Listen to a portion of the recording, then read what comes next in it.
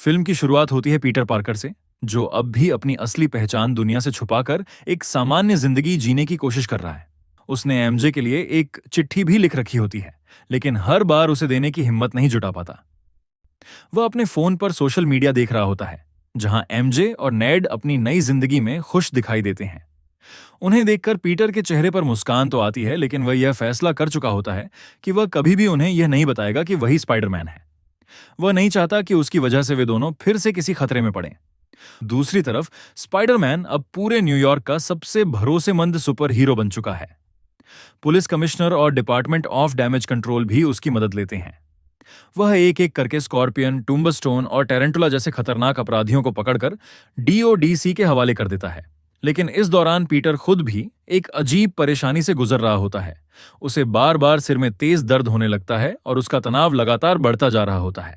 इसी वजह से वह अपनी बिल्डिंग का ऊपर वाला स्टोर रूम किराए पर लेकर उसे अपनी नई लैब में बदल देता है, ताकि वह अपनी रिसर्च कर सके। एक दिन डीओडीसी की एक कैदी ले जाने वाली गाड़ी अचानक नियंत्रण खो देती है। स्पाइडरमैन समय रहते उसे रोक लेता है और सभी लोगों की जान बचा लेता है। लेकिन जैसे ही वह गाड़ी का दरवाजा खोलता है, उसके अंदर से एक बूढ़ी औरत बाहर निकलती है। अगले ही पल उसका व्यवहार पूरी तरह बदल जाता है। तभी पीटर समझ जाता है कि कोई रहस्यमयी शक्ति एक इंसान की बॉडी छोड़कर दूसरे इंसान की बॉडी में जा रही है। कुछ देर बाद वही शक्ति डीओडीसी के कर्मचारियों को अपने कब्जे में ले लेती है और स्कॉर्पियन को जेल ले जाने के बजाय उसे आजाद करवा देती है। स्पाइडरमैन उस कर्मचारी से लड़ता है, लेकिन कुछ ही सेकंड में वह व्यक्ति सामान्य हो जाता है, क्योंकि वह रहस्यमयी शक्ति किसी और इंसान की बॉडी में चली जाती है। स्कॉर्पियन के भाग जाने के बाद पुलिस कमिश्नर इस पूरे मामले की जांच की जिम्मेदारी स्पाइडरमैन को सौंप देती है। जांच के दौरान पीटर की मुलाकात ब्लैक विडो से होती है। वह बताती है कि डीओडीसी के रिकॉर्ड में जिस रहस्यमयी व्यक्ति ने सबसे ज्यादा जानकारी खोजी थी, उसका मुख्य विषय केवल एक था, वी मैक्स। ये नाम अभी सिर्फ एक रहस्य होता है, लेकिन आगे चलकर यही पूरी कहानी की सबसे अहम कड़ी बनने वाला होता है। इसके बाद पीटर डीओडीसी के डायरेक्टर बिल से मिलता है। बिल उसे बताता है कि उनके मुख्यालय के अंदर एक बेहद सुरक्षित लॉकर रखा गया है और कोई रहस्यमयी ताकत उसी तक पहुंचना चाहती है। यहीं पीटर की मुलाकात हैंड निंजाज से भी होती है। बिल बताता है कि ये पहले अपराधी थे, लेकिन अब सुधरकर डीओडीसी की सिक्योरिटी टीम का हिस्सा बन चुके हैं। जांच पूरी करने के बाद पीटर एक ग्रोसरी स्टोर में अचानक नेड को देखता है। अपने पुराने दोस्त को देखकर वह भावुक हो जाता है और चुपचाप उसका पीछा करते हुए उसके अपार्टमेंट तक पहुंच जाता है। लेकिन वहां उसके सामने एक और बड़ा सच आता है। एमजे अब अपनी नई जिंदगी में आगे बढ़ चुकी होती है और उसका एक नया बॉयफ्रेंड भी होता है। यह सब देखकर पीटर पूरी तरह टूट जाता है। वह किसी तरह अपने घर लौटता है, लेकिन मानसिक आघात इतना गहरा होता है कि वह बेहोश होकर गिर पड़ता है। अगली सुबह जब उसकी आंख खुलती है, तो उसके साथ कुछ ऐसा हो चुका होता है जिसकी उसने कभी कल्पना भी नहीं की थी। उसके मैकेनिकल वेब शूटर्स अब बेकार हो चुके होते हैं, क्योंकि उसके शरीर से अब अपने आप ऑर्गेनिक वेब निकलने लगी होती है। सिर्फ यही नहीं, उसकी स्पाइडर सेंस भी पहले से कई गुना ज्यादा ताकतवर हो जाती है। अब उसे शहर की छोटी से छोटी आवाज और हलचल भी साफ सुनाई देने लगती है। पीटर समझ जाता है कि उसके शरीर में एक नया जेनेटिक म्यूटेशन शुरू हो चुका है। इसी बीच पुलिस कमिश्नर का फोन आता है। स्कॉर्पियन एक बार फिर शहर में तबाही मचा रहा होता है। स्पाइडरमैन तुरंत उसे रोकने पहुंचता है, लेकिन इस बार वह अपनी नई शक्तियों पर नियंत्रण नहीं रख पाता। लड़ाई के दौरान वह स्कॉर्पियन को इतनी जोर से फेंकता है कि एक पुलिस अधिकारी की जान जाते जाते बचती है। तभी स्कॉर्पियन एक चौंकाने वाली बात कहता है, मैं असली स्कॉर्पियन नहीं हूं, यानी उसकी बॉडी पर भी किसी और का कब्जा था। पुलिस कमिश्नर पीटर को चेतावनी देती है कि अगर उसने जल्द अपनी नई शक्तियों को नियंत्रित नहीं किया, तो किसी दिन कोई निर्दोष उसकी वजह से मारा जाएगा। अपनी इस समस्या का हल ढूंढने के लिए पीटर डॉक्टर ब्रूस बैनर के पास जाता है। वह उन्हें बताता है कि उसके शरीर का डीएनए तेजी से बदल रहा है। इसके बाद वह एक ऐसा इन्वर्टर बनाने का फैसला करता है जो उसके शरीर में हो रहे इस म्यूटेशन को नियंत्रित कर सके। कई कोशिशों के बाद वह इन्वर्टर बना तो लेता है, लेकिन हर बार वह जरूरत से ज्यादा गर्म होकर खराब हो जाता है। उधर वह रहस्यमयी शक्ति अब पीटर के घर तक पहुंच चुकी होती है। अब उसे पीटर की पहचान के साथ साथ एमजे के बारे में भी सब कुछ पता चल चुका होता है। वह सीधे पीटर को धमकी देती है, अगर तुम मेरे रास्ते में आए तो अगला निशाना एमजे होगी। यहीं से दोनों के बीच एक खतरनाक पीछा शुरू हो जाता है। वह रहस्यमयी शक्ति लगातार एक इंसान से दूसरे इंसान की बॉडी में जाती रहती है और एमजे तक पहुंचने की कोशिश करती है, जबकि स्पाइडरमैन उसका पीछा करता रहता है। आखिरकार पीटर की एआई उसकी इस शक्ति का पैटर्न पहचान लेती है और बताती है कि वह एक निश्चित दूरी से ज्यादा आगे किसी दूसरी बॉडी में नहीं जा सकती। इसी जानकारी का फायदा उठाकर स्पाइडरमैन उसका रास्ता रोक देता है और सीधे एमजे के अपार्टमेंट पहुंच जाता है। वह एमजे को समझाता है कि उसकी जान खतरे में है और किसी तरह उसे अपने साथ छत पर ले जाता है। यहीं दोनों के बीच एक भावुक बातचीत शुरू होती है। एमजे को महसूस होने लगता है कि वह इस नकाबपोश हीरो को पहले से जानती है। पीटर हैरान रह जाता है। एमजे ऐसा दिखाती है जैसे उसे सब कुछ याद आ गया हो। दोनों एक दूसरे के करीब आते हैं और फिर दोनों के बीच एक किस होती है। अचानक वह स्पाइडरमैन का मास्क उतार देती है, लेकिन अगले ही पल सच्चाई सामने आ जाती है। वह असली एमजे नहीं थी। उसकी बॉडी पर उसी रहस्यमयी शक्ति का कब्जा था। वह तुरंत एमजे के शरीर को छत से नीचे गिरा देती है, लेकिन इस बार पीटर एक पल भी देर नहीं करता। वह तुरंत छलांग लगाकर एमजे की जान बचा लेता है। तभी उनके सामने एक कार आकर रुकती है। कार के अंदर बैठा व्यक्ति आखिरकार अपनी असली पहचान बताता है और तब पता चलता है कि इस पूरी घटना के पीछे जीन ग्रे है। यहीं से फिल्म का सबसे बड़ा ट्विस्ट शुरू होता है। जीन ग्रे के सामने आने के बाद पीटर को समझ आ जाता है कि अब यह सिर्फ न्यूयॉर्क को बचाने की लड़ाई नहीं है, बल्कि एमजे और अपने दोस्तों की जान बचाने की भी जिम्मेदारी उसी के कंधों पर है। जीन ग्रे पीटर को साफ चेतावनी देती है कि अगर वह उसके रास्ते में आया तो सबसे पहले एमजे उसकी वजह से मारी जाएगी। यह कहकर वह वहां से चली जाती है। पीटर तुरंत अपने पुराने साथी फ्रैंक कैसल यानी पनिशर के पास पहुंचता है। पहले दोनों के बीच थोड़ी बहस होती है, लेकिन आखिरकार फ्रैंक उसकी मदद करने के लिए तैयार हो जाता है। पीटर एमजे को फ्रैंक के बोट हाउस में सुरक्षित छोड़ देता है ताकि जीन उस तक ना पहुंच सके। इसी दौरान पीटर अपने खराब हो चुके इन्वर्टर को ठीक करने की कोशिश करता है, लेकिन बार बार वह डिवाइस ओवरहीट होकर खराब हो जाता है। तभी एमजे उसकी मदद करती है। वह एक छोटी सी तकनीकी गलती पकड़ लेती है और उसी की वजह से इन्वर्टर पहली बार सफलतापूर्वक काम करने लगता है।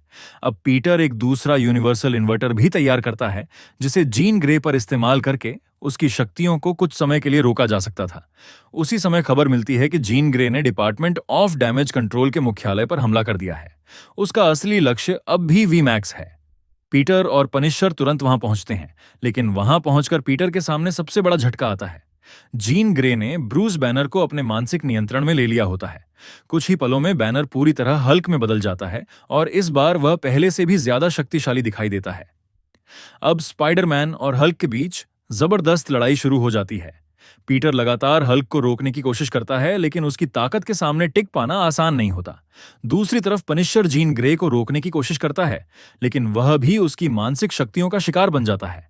जीन पनिशर के दिमाग पर कब्जा करके उससे पूरे डीओडीसी मुख्यालय में बम लगवा देती है। कुछ ही देर में पूरे भवन में अफरा तफरी मच जाती है। उधर हल्क से लड़ते हुए पीटर एक बड़ा फैसला करता है। वह हल्क के सामने अपनी असली पहचान उजागर कर देता है और कहता है कि वही पीटर पार्कर है। अपने दोस्त को पहचानते ही हल्क कुछ पल के लिए शांत हो जाता है। वह खुद को रोकने की कोशिश करता है और आखिरकार अपने ही आप को इमारत से नीचे गिराकर लड़ाई खत्म कर देता है। इधर जीन ग्रे आखिरकार उस कमरे तक पहुंच जाती है जहां डीओडीसी का डायरेक्टर बिल मौजूद होता है। वह उससे लगातार वीमैक्स के बारे में पूछती है। तभी सही समय पर पीटर वहां पहुंच जाता है और मौका मिलते ही जीन की गर्दन पर इन्वर्टर लगा देता है। कुछ देर के लिए जीन की मानसिक शक्तियां बंद हो जाती हैं और उसका नियंत्रण खत्म हो जाता है। पनिशर भी उसके कंट्रोल से बाहर आ जाता है। डीओडीसी की टीम तुरंत जीन को गिरफ्तार कर लेती है, लेकिन बेहोश होने से पहले जीन सिर्फ एक नाम लेती है, सारा। यहीं से पहली बार पता चलता है कि इस पूरी लड़ाई के पीछे कोई बहुत पुराना राज छिपा हुआ है। इसके बाद पीटर वापस फ्रैंक के बोट हाउस पहुंचता है। वहीं एमजे को वह चिट्ठी मिल जाती है जो पीटर ने बहुत पहले उसके लिए लिखी थी। अब एमजे को पीटर की पूरी सच्चाई पता चल जाती है, लेकिन वह साफ कह देती है कि मैं वह एमजे नहीं हूं जिससे तुम प्यार करते थे, और मैं तुमसे प्यार नहीं करती। यह सुनकर पीटर पूरी तरह टूट जाता है। इसके बाद एमजे उससे सिर्फ इतना कहती है कि उसे उसके घर छोड़ दें। घर पहुंचने के बाद एमजे पीटर से एक और अनुरोध करती है। वह चाहती है कि पीटर एक बार फिर नेड से मिले। पीटर ऊपर अपार्टमेंट में जाता है। नेड उसे देखकर बहुत खुश हो जाता है। दोनों पुराने दिनों की तरह बातें करते हैं और अपना वही पुराना हैंडशेक भी करते हैं। इसी दौरान पीटर एमजे को सच बता देता है कि जब जीन ग्रे ने उसकी बॉडी पर कब्जा किया था तब दोनों के बीच किस हुई थी। एमजे मुस्कुराकर कहती है कि उसे उस समय की कोई याद ही नहीं है, इसलिए वह इस बात को लेकर परेशान नहीं है। यहीं पीटर के दिमाग में एक बहुत बड़ा सवाल आता है। अगर किसी इंसान को पोजीशन के दौरान की कोई याद नहीं रहती, तो फिर जीन ने सारा का नाम क्यों लिया? यही सवाल पीटर को एक बार फिर डीओडीसी मुख्यालय पहुंचा देता है। वहां पहुंचकर उसे वीमैक्स का असली मतलब पता चलता है। ये कोई इंसान या मशीन नहीं था। वीमैक्स दरअसल उस कमरे की छत पर लगा एक एयर कंडीशनर का नाम था, जहां कभी सारा ग्रे को बंद करके उस पर प्रयोग किए गए थे। सारा जीन ग्रे की बहन थी। डीओडीसी ने उसे म्यूटेंट शक्तियों पर रिसर्च करने के लिए कैद किया था और उन्हीं प्रयोगों के दौरान उसकी मौत हो गई थी। अब जीन के साथ भी वही सब दोबारा होने वाला था। जैसे ही उस पर प्रयोग शुरू होते हैं, उसका दर्द और गुस्सा चरम पर पहुंच जाता है। वह अपनी पूरी टेलीकिनेटिक शक्ति छोड़ देती है।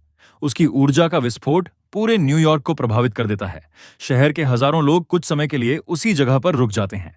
इसी दौरान पीटर डीओडीसी के अंदर पहुंचता है, लेकिन जीन तक पहुंचने से पहले उसे हैंड निंजाद से लड़ना पड़ता है, क्योंकि वे सभी जीन के मानसिक नियंत्रण में होते हैं। एक लंबी और खतरनाक लड़ाई के बाद पीटर आखिरकार ऊपर उस कमरे तक पहुंच जाता है जहां जीन मौजूद होती है। जीन उससे पूछती है, तुम आखिर हो कौन? पीटर पार्कर या फिर स्पाइडरमैन? पीटर बिना रुके जवाब देता है, मैं दोनों हूं। अब दोनों के बीच ताकत की नहीं, बल्कि सोच की लड़ाई शुरू होती है। पीटर उसे समझाता है कि शक्तियां हमें दूसरों से बड़ा नहीं बनाती, बल्कि हमारी जिम्मेदारियां और भी बढ़ा देती हैं। इसके बाद जीन पहली बार पीटर के दिमाग के अंदर जाती है। वह वहां आंट मे की यादें देखती है, वही बातें सुनती है जो आंट मे ने कभी पीटर को जिम्मेदारी और इंसानियत के बारे में सिखाई थीं। इन यादों को देखकर जीन को अपनी गलती का एहसास होने लगता है, लेकिन तभी पनिशर फैसला कर चुका होता है कि जीन को जिंदा नहीं छोड़ा जाएगा। वह दूर से स्नाइपर से गोली चलाता है।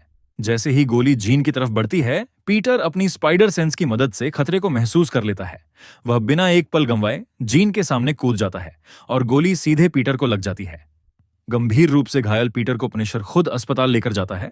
बाद में वह अपनी गलती के लिए पीटर से माफी भी मांगता है। कुछ समय बाद जब पीटर अस्पताल से बाहर निकलता है, तो पूरा न्यूयॉर्क उसका स्वागत करने के लिए अस्पताल के बाहर खड़ा होता है। सब लोग अपने असली हीरो की एक झलक पाने का इंतजार कर रहे होते हैं। मजेदार बात यह होती है कि लोगों का ध्यान भटकाने के लिए फ्रैंक कैसल स्पाइडरमैन का मास्क पहनकर खिड़की से हाथ हिलाता है, जबकि असली पीटर चुपचाप वहां से निकल जाता है।